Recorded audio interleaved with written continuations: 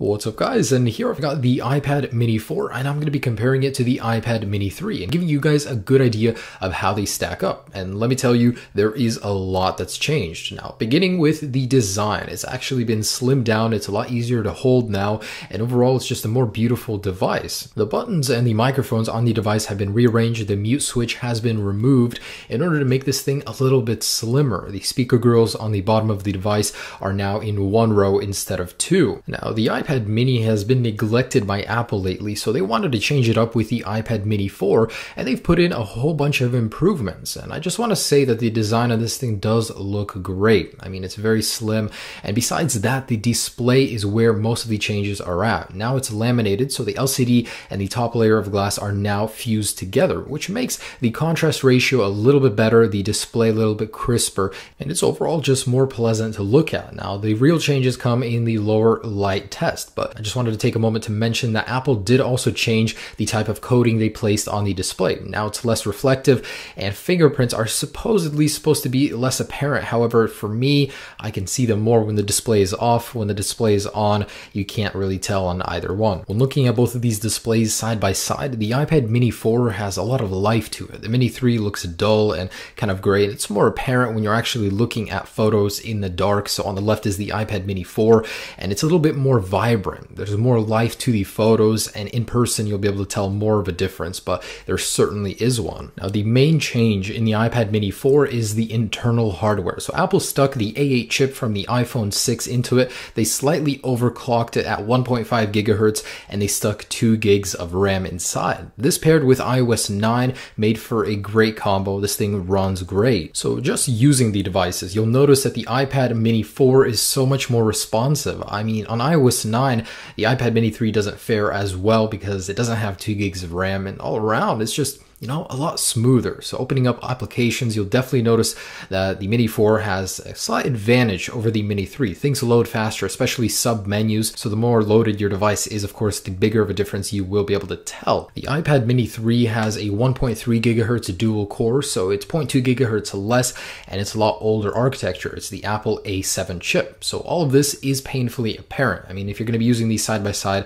you can totally tell the Mini 4 is a lot more responsive. So let's go ahead and do a Geekbench and see how these actually stack up in terms of numbers. And here we are. So there isn't as much of a difference as I thought there would be. This is going from an Apple A7 chip to an A8. So there is, I'd say, about a 20% improvement. I mean, it's not that much, but the 2 gigabytes of RAM is better for multitasking and more hardware intensive applications such as gaming. In case you needed some perspective, here's the iPad mini original on the very right. Look how far we've gotten. I mean, the iPad mini 4 is 6 times faster. That is crazy. And just out of curiosity, I wanted to see how the iPad Air 2 compared to the Mini 4, and yeah, they're still quite a ways off. Now, Apple's claiming officially that the GPU in the Mini 4 is 1.6 times faster than the Mini 3, and the CPU is 1.3 times faster. So what does this mean?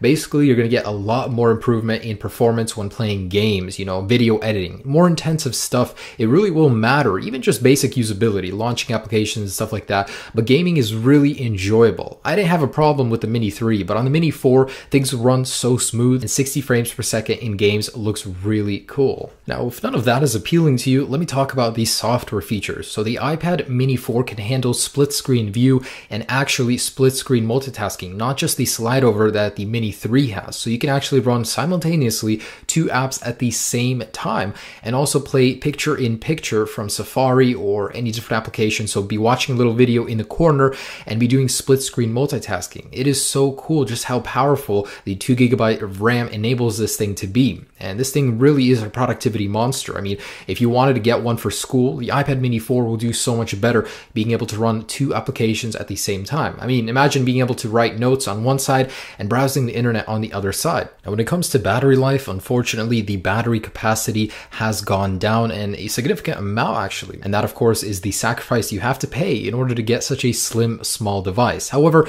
battery life remains the same at 10 hours of regular usage. And this brings me me to cameras. So Apple actually repositioned the microphones closer to the camera so a case wouldn't interfere with them. And the iPad mini 4 actually got a considerable camera upgrade. It's now 8 megapixels and it can now do fast burst mode photos, slow motion, and actually in terms of quality, it's perceived a huge upgrade. So here's the actual camera footage, the Mini 4 being the one on the left. The colors were more accurate on the Mini 3 for some reason. They were a little bit washed out on the Mini 4. I don't really know why, but otherwise both do look great. Neither have optical image stabilization, so they're kind of shaky, of course, when recording video.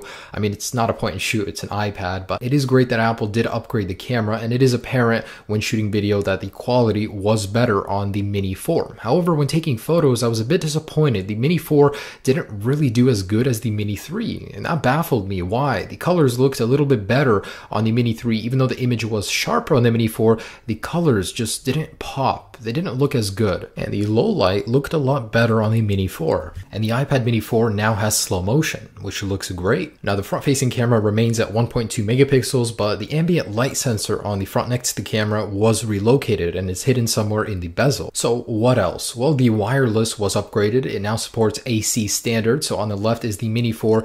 It achieved a much better download speed, and overall the wireless connection is going to be stronger over a longer distance. And the Mini 4 got Bluetooth 4.2. Not many accessories take advantage of this yet, but it's good to be future-proofed. Now, something I was very pleased to find was that the speakers received a much-needed upgrade on the Mini 4. Now, it's a deeper, richer, and more ambient sound.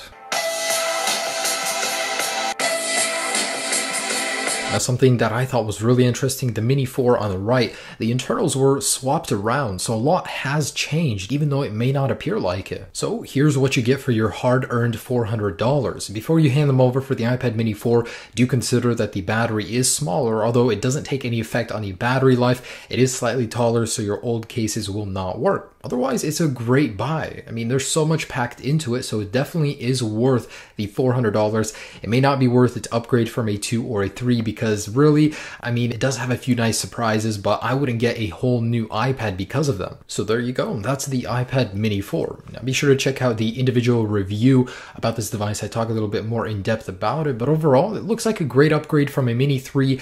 However, I personally would not pay money just to upgrade from a Mini 3 to a Mini 4. I mean, choosing between the two, it's clear that it's worth paying more for the Mini 4 than the Mini 3, but to upgrade, not so much. Anyways, I do hope you guys enjoyed this comparison.